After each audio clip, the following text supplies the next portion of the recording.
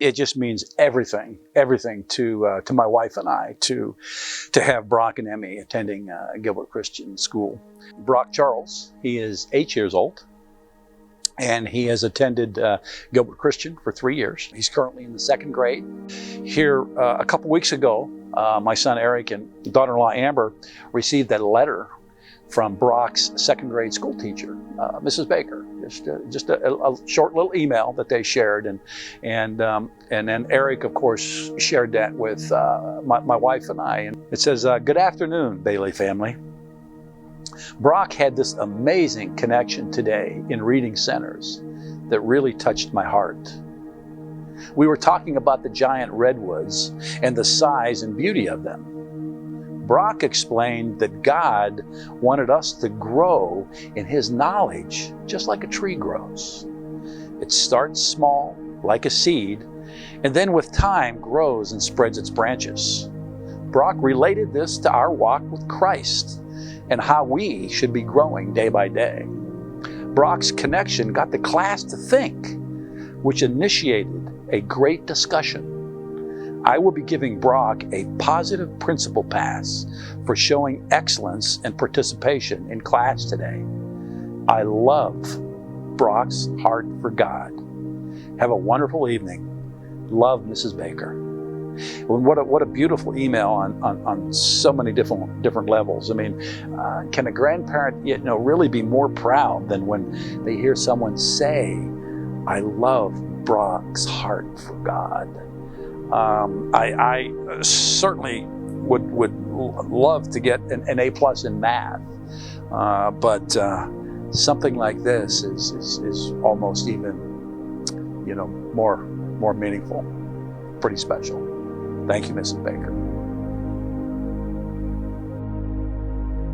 As I think about Gilbert Christian Schools, and as a parent, maybe contemplating, why would I send my children to Gilbert Christian School versus a public school when I could send them to public school for free? For me, it's a pretty easy thought process.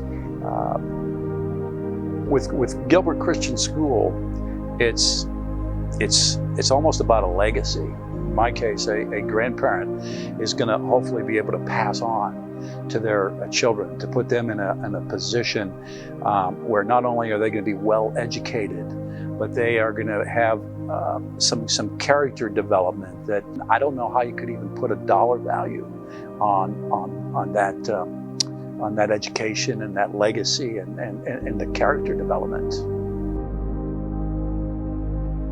In addition to that beautiful letter that Mrs. Baker wrote to Eric and Amber, I want to share this picture that Brock drew for me last year when he was in 1st grade. He was a 1st grader when he colored this, and it's put on the armor of God. And when he gave this to me, I was really moved, but even more moved when he did something extra special. This armor of God is based on Ephesians 6, chapters 10 through 20. And Brock, as a 1st grader, he said, Pap, I want you to have this. And then he proceeded, and he had memorized this whole thing. He read all 10 verses to me. And he doesn't read yet. He had this committed to memory. And he read all 10 verses, Ephesians 6, verses 10 through 20 as a 1st grader. And